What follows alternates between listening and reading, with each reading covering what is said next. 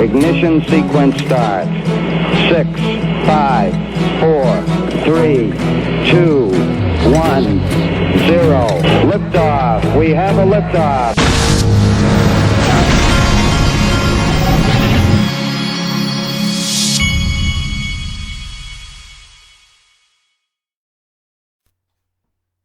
Hey everybody, this is the Digital Asset Investor, and I think by the end of this video that you will feel, as I do, like you have been watching a play for the last 2 or 3 years.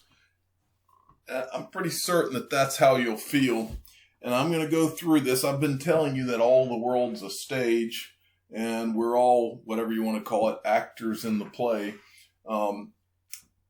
I think that this will be a pretty big eye-opener. And another thing you've heard me say on this channel for the last couple of years is that words mean things. Words, more precisely, combinations of words mean things. And when you hear certain combinations of words, and I've joked before to all you young men out there listening, that if a woman ever says to you, hey, let's talk, that means one thing. But if they say, we need to talk, that combination of words means the party is about over here and that she's done with you. She's had enough. I heard that phrase in my dating life. I heard that phrase one time and it was burned in my memory. But that is what that phrase means. But words mean things, and make no mistake, folks, that when you are watching television and you're watching things and things are happening in your life, someone somewhere sat in a room in many instances and came up with some of the phrases that you're hearing. And I believe that that's 1000% the truth today. And with regard to digital assets and Ripple and XRP, no question in my mind. So here we go. The first thing I want to show you, we've been watching the last few days, this guy, Michael Saylor, and he's come out. He's from MicroStrategy. And he's yesterday, he said there's no truth to the stories currently circulating that speculate. He would not hesitate to dump MicroStrategy's Bitcoin at a moment's notice if an alternative asset yield were to jump. This is creative journalism. Well, we've seen this, the whole story has been that his company, MicroStrategy, bought all these Bitcoin as an investment. Now, what we did not know is this Forbes crypto article. Norway's $1 trillion oil fund, BlackRock's and Vanguard's indirect Bitcoin holdings revealed. The important thing that I want you to see in this article is this right here. As a result, some of MicroStrategy's biggest investors, including Norway's $1 trillion oil fund and major asset managers BlackRock and Vanguard, have picked up indirect exposure to Bitcoin with their combined holding worth around $100 million. So there's a lot of ways to skin a cat, folks, and it looks like BlackRock and Vanguard have skinned the cat in their own way. Okay? Now, while we're on the subject of BlackRock, I always like to remind you that they're not just exposed to Bitcoin because they hired one of the greater assets from Ripple. The guy that heads up the blockchain lead at BlackRock was hired from, you guessed it, Ripple. And his name is Robbie Mitchnick. And many of you will remember him because Robbie Mitchnick is the one that created the model for the valuation I think it was called the valuation framework, that he did this with Susan Athey, who's on Ripple's board. Well, Robbie Mitchnick has gone off, and this is an interview he did with this lady, who Chief Operating Officer of Aladdin Wealth Tech, Mary Catherine Lader, and we've never heard anything about Robbie Mitchnick since. He's at BlackRock running their blockchain. We don't know anything else because it's kept really quiet. Well, that's all I'm going to say about Robbie Mitchnick, but I decided just out of curiosity, I went to see if he had a LinkedIn page, and no, he does not, or I couldn't find it. But Mary Catherine Lader did have a LinkedIn page, and she is still at BlackRock, but she's also a term member at the Council on Foreign Relations. Now, This Council on Foreign Relations, I don't know if many of you know what that is.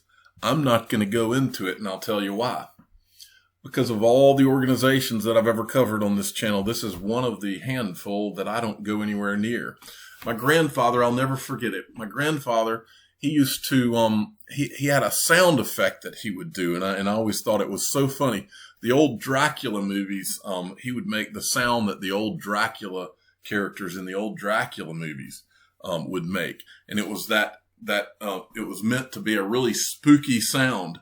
Well, there's a handful of organizations in government and worldwide that are spooky organizations in my mind, and I usually don't go anywhere near them, and this is one of them.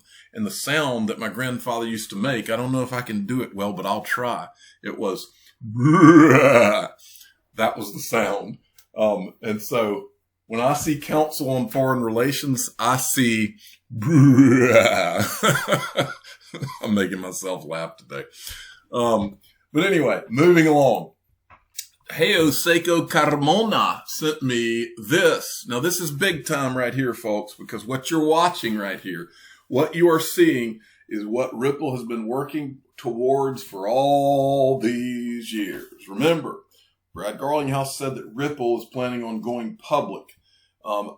Myself, as well as many of the people that I talk to about Ripple and digital assets behind the scenes, we all have agreed that Ripple is not going public unless the Xrp Ledger raft is pushed out into the ocean and officially made a completely separate thing and more or less donated to the world. That is what I believe was just done today. David Schwartz, the Xrp Ledger was built for payments, and the Xrp Foundation was built to support the Xrp Ledger. From all of us at Ripple, we're looking forward to building with you. In other words, Ripple's just one of the builders.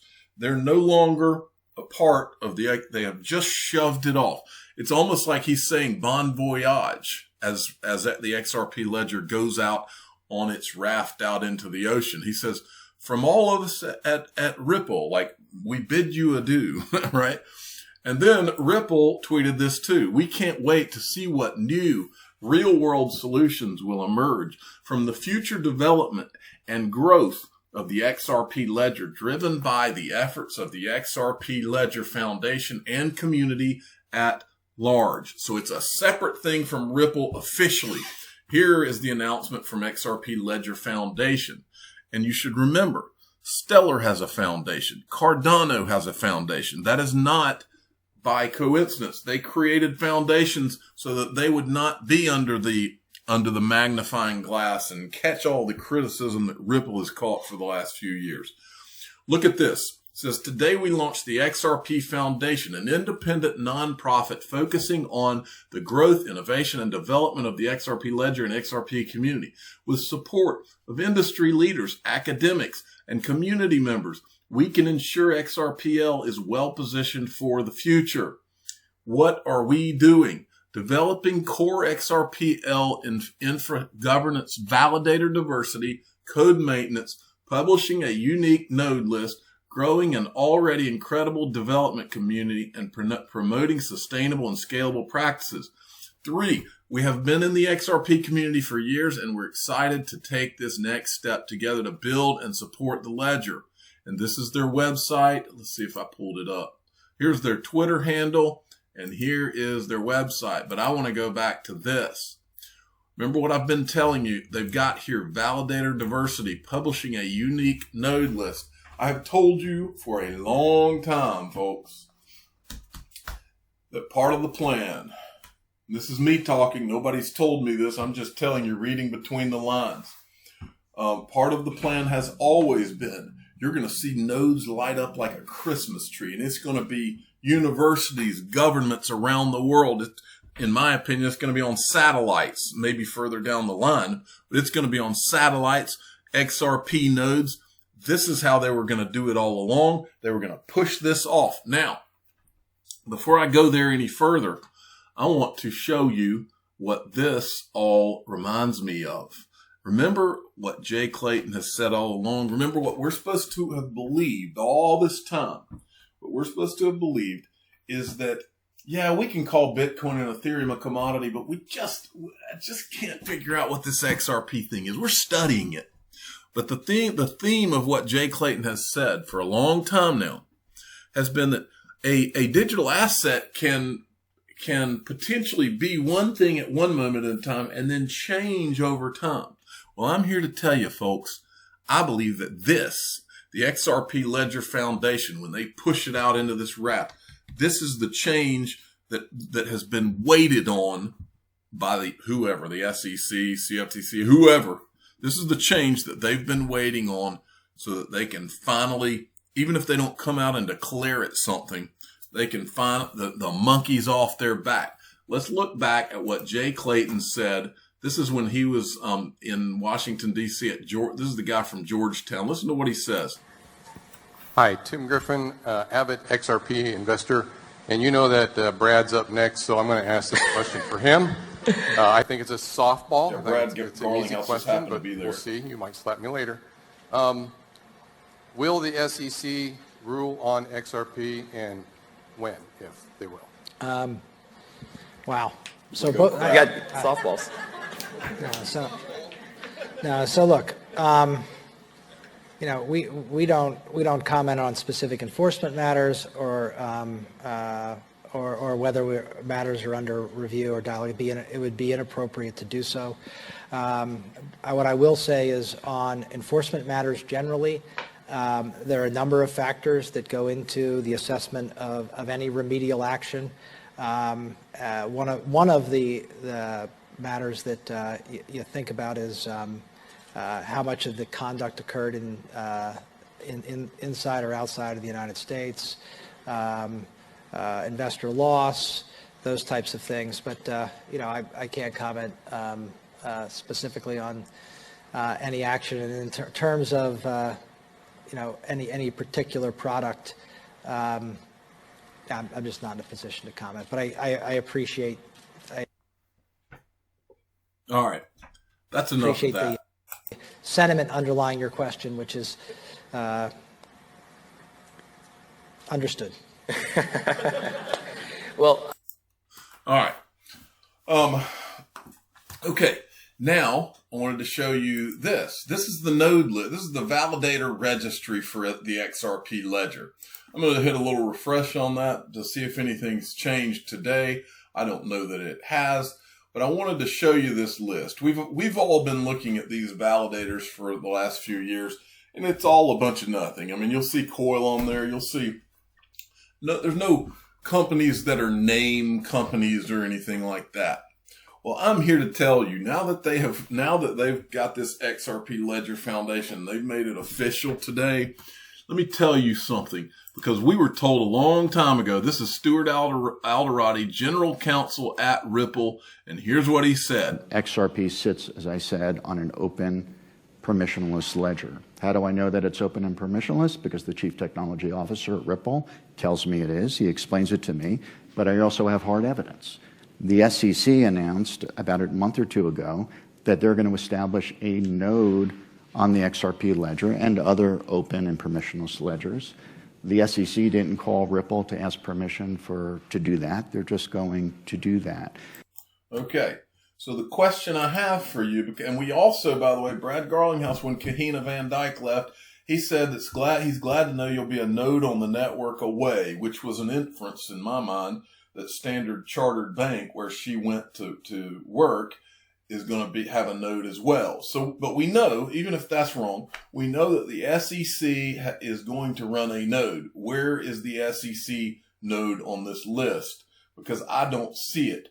I believe that what just happened with this XRP Ledger Foundation is what they've been waiting on. And I believe you're about to see, sooner rather than later, you're going to start to see nodes light this thing up like you can't even imagine. And I believe they're going to be all over the world. I don't think it's just going to be the United States, because I've always believed that this is the new Bretton Woods. They're about to change over the entire system.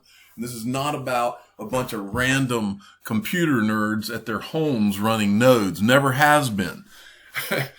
This is way, way bigger than that. And I don't just believe that it's going to be XRP nodes. There's going to be Stellar is going to be the same freaking thing.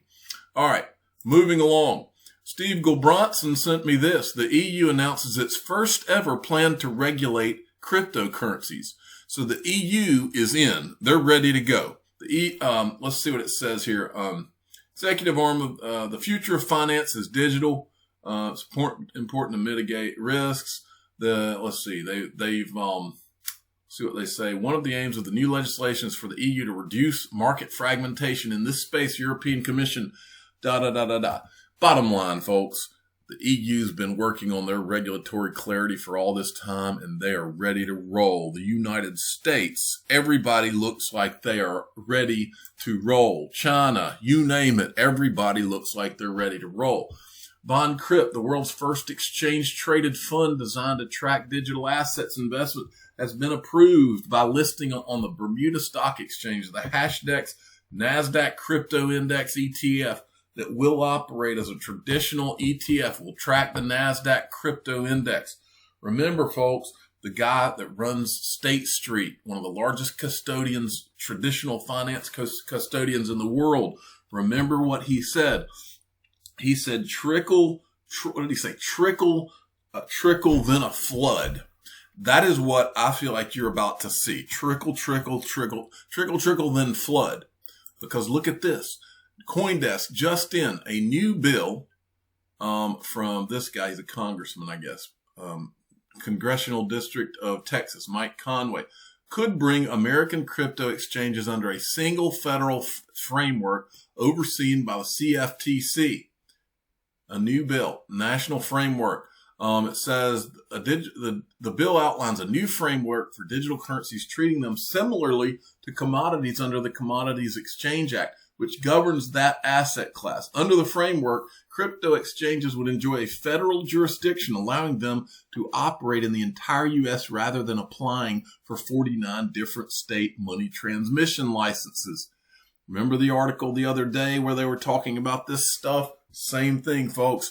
These guys, they're rolling it out right in front of your eyes. Now we're going to switch gears, and I want you to read that little quote right there and read it close. Words, so innocent and powerless as they are, as standing in a dictionary, how potent for good and evil they become in the hands of one who knows how to combine them. Nathaniel Hawthorne. And so the important line out of that is how potent for good and evil they become in the hands of one who knows how to combine them.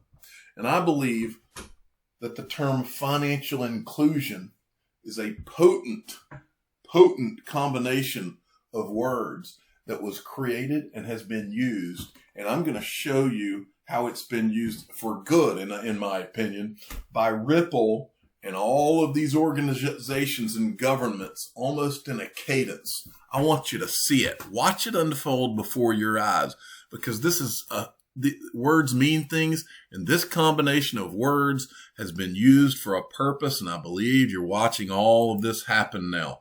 CoinDesk 2014, IMF and World Bank panel. Bitcoin blockchain could boost financial inclusion. What a great term. Julia Chatterley, this is from today. This is Queen Maxima. Financial inclusion is key to recovery. Let's see if she says it right out of the gate here. For development since 2009. Her work has taken her to Ethiopia, Myanmar, Pakistan, South Africa, among other places. And the good news is huge progress has been made. Since 2011, the number of people with a financial account has grown by 1.2 billion people. And yet, there are still 1.7 billion with no access to a traditional form of banking. Her Majesty, Queen Maxima, joins us now. Your Majesty, fantastic to have you on the show. We've spelled out the progress, but also the challenges. Could you just give us a sense of what you understand by financial inclusion? All right. So greater financial inclusion is the key to recovery from the current events. Well, here's World Economic Forum. Why financial inclusion is key to ending global poverty. Here's Ripple, Moja Loop, creating a more financially inclusive future. And then they go on, of course, financial inclusion is all, the whole theme is financial inclusion. And while we're going through this, let me remind you, I don't care how many phones that can receive digital assets you put in the hands of these people that are poor and in the middle of nowhere. You can't get it onto the phone if they don't have an internet connection. And they don't have an internet connection without 5G beaming off of satellites, because there are no towers in those areas. Write it down, folks. You heard it here first. Those satellites are going to have nodes on them, and they're going to provide 5G. This is from Moja Loop. I'm hoping that music does not get me. Look at Coil, Bill and Melinda Gates Foundation. Non-profit organization to extend financial inclusion. And then we've got this, Africa Digital Financial Inclusion Facility. We are on a journey to accelerate the financial inclusion and empowerment of millions of Africans. We're just getting started. Now look, they're out in the middle of nowhere. And you know what this reminds me of? I remember a picture of a guy in Ripple's commercial that's out it looked like he was in the middle of the bush out in Africa. And then they showed an astronaut that's sending money. You couldn't do any of this. You've got to beam 5G to these guys somehow. Those satellites, Starlink, all of that, it's got to be a part of this plan. And it may be in the early stages, but it's going to be more and more a part of that plan. Write it down. Financial inclusion. FDIC. This is United States FDIC. Chairman McWilliams recounted her personal story and how it drives her effort to promote financial inclusion for every family, instilling a greater sense of belonging in our national economy. I spent my 18th birthday on a plane en route to the United States. Hold on.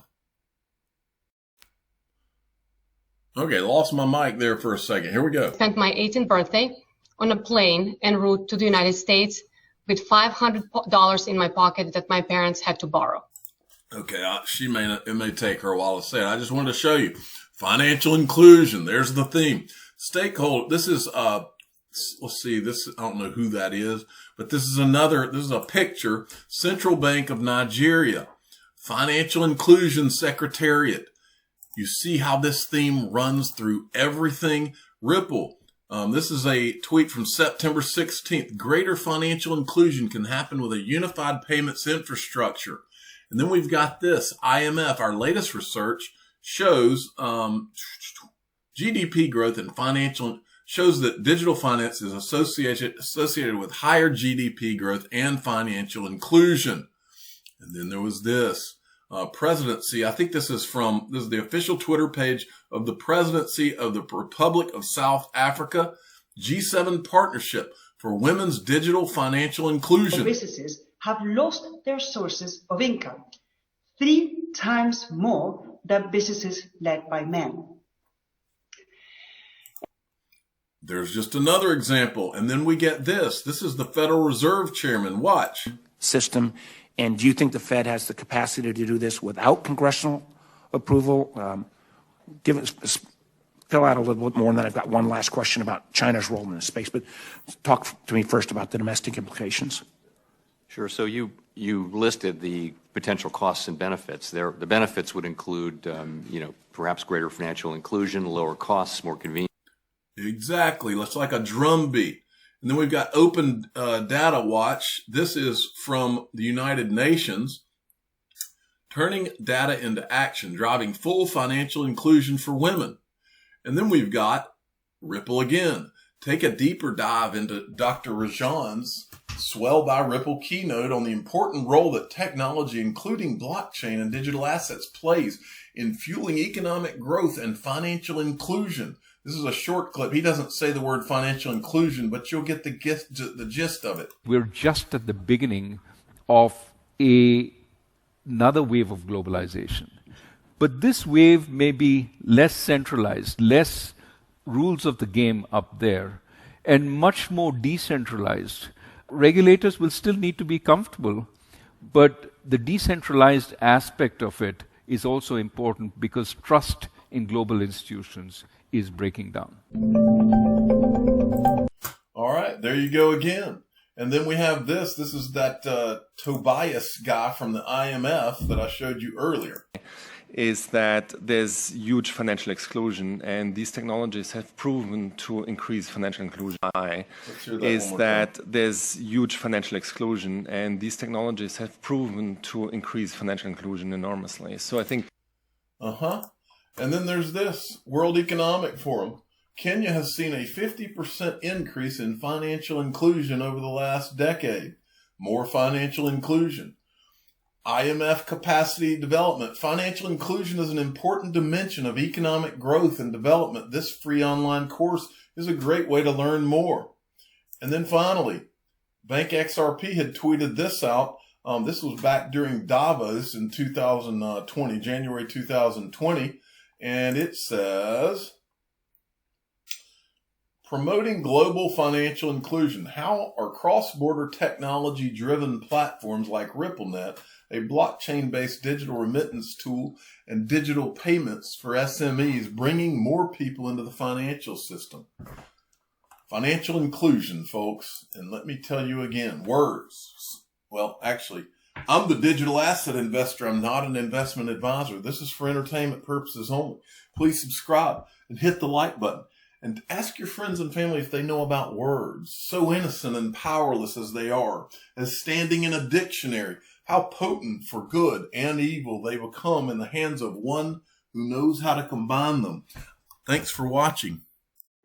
Every day, billions of people around the world are mocked, ridiculed, laughed at, and embarrassed by their friends, family, and even strangers. These people go through their days knowing there are secrets being kept from them. They hear the faint whispers behind closed doors. The information and knowledge is held very close and only shared with others who were fortunate enough to find out. Feeling lost, rejected, and ostracized, these people give up, never finding out what digital assets the digital asset investor holds. But there is hope. Join the free Digital Asset Investor email newsletter and find out what digital assets he owns each month, including investments he's considering. Click the link in the description of this video or go to digitalassetinvestornewsletter.com. Put an end to your days of gloom and depression. Join the greatest free digital asset email newsletter ever created.